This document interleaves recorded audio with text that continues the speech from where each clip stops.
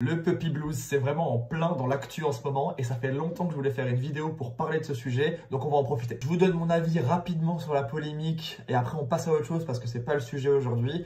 Est-ce qu'il faut mieux replacer son chiot au bout d'une semaine quand on voit qu'on a fait une grosse bêtise plutôt que l'abandonner en SPA ou dans un refuge 6 mois après? Bien sûr que oui. Est-ce qu'ils étaient préparés à l'arrivée d'un chiot? Est-ce qu'ils étaient prêts à prendre un chien? Probablement pas. Et pourquoi est-ce qu'ils n'étaient pas préparés à l'arrivée d'un chiot? Pourquoi ils se sont sentis dépassés par les événements et qu'ils ont fait ce fameux puppy blues? Est-ce que c'est parce qu'ils n'ont pas assez anticipé? Est-ce que c'est parce qu'ils ne sont pas assez renseignés? Est-ce que c'est parce qu'ils ont pris le chiot sur un coup de tête? Eh ben, pas forcément en fait. Les puppy blues, moi, j'en vois très régulièrement quand je vais en bilan chez des gens. Vous n'avez pas idée le nombre de fois où j'arrive en bilan chez des gens qui ont adopté un chiot et qui se mettent à pleurer devant moi pendant qu'ils sont en train de m'expliquer les problématiques avec leur chiot. C'est très courant. Et de quoi ça vient? Ça vient souvent de l'attente qu'on a, de ce que ça va être un chiot. Ça vient souvent des réseaux sociaux, ça vient de ce qu'on espère avoir, ça vient de l'image qu'on se fait de l'arrivée d'un chiot. Parce qu'en fait, sur les réseaux, sur Internet, on te montre toutes les images, on te montre à quel point ça va être merveilleux d'avoir un chiot, on te montre à quel point ça va être cool, que tu vas vivre une belle aventure. Mais en fait, souvent, même si au fond, tu sais que ça va être difficile, tu te rends pas forcément compte de à quel point ça va être difficile et de à quel point tu vas pouvoir rencontrer des obstacles. Et en fait, le puppy blues, il vient de ça. Il vient de la désillusion de ce que c'est d'avoir un chiot.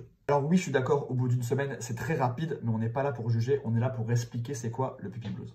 Parce qu'en regardant certains commentaires, j'ai l'impression que c'est énormément minimisé et qu'il y a des gens qui ne se rendent pas compte de l'impact que ça peut être de vivre ça. Surtout que ça a été comparé au baby blues et que les gens se sont offusqués parce qu'on n'a pas à comparer ça à un humain et qu'un baby blues, ça ne peut pas être pareil qu'un puppy blues et inversement. Et on n'est pas là pour comparer, bien sûr que ce n'est pas les mêmes échelles, mais les mécanismes psychologiques qui sont derrière ça sont identiques.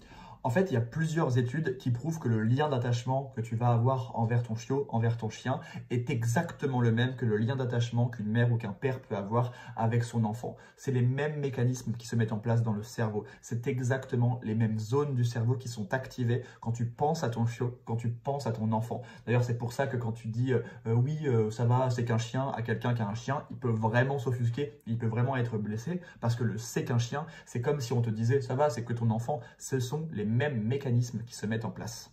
Donc déjà, arrêtons de minimiser ça. Tu peux vraiment vivre très mal l'arrivée d'un chiot. Tu peux vraiment ne pas réussir à surmonter les difficultés. Tu peux vraiment te sentir dépassé, te sentir stressé, te sentir fatigué, épuisé, exactement au même titre que l'arrivée d'un bébé. Encore une fois, je ne suis pas là pour dire que c'est la même intensité, mais attention à ne pas minimiser le puppy blues parce que c'est une réalité. Et croyez-moi, en bilan, en séance, j'y suis confronté tout le temps et à chaque fois je vois des gens qui sont à bout et qui sont au bord de l'explosion. Je pense que ce qu'il faut retenir de ça, c'est surtout que nous, on a un rôle d'information sur l'arrivée d'un chiot. Je pense que les réseaux sociaux, c'est un vrai problème. On a l'impression que ça va être une aventure, un idylle, que ça va être parfait, qu'on va pouvoir l'emmener partout, qu'on va avoir un chiot tout de suite bien, qu'il va s'entendre avec tout le monde. Et en fait, parfois, on se retrouve avec un chiot qui a des difficultés à rester seul, qui peut avoir peur de plein de choses, qui peut devenir réactif. Et là, on a un monde qui s'écroule et c'est à ce moment-là qu'on peut faire un puppy blues. Alors, je pense que le plus important, c'est qu'il y ait une vraie information qui circule. Oui, un chiot, ça va être difficile, ça va être une belle aventure et tu vas vivre plein d'émotions. Elles ne seront pas forcément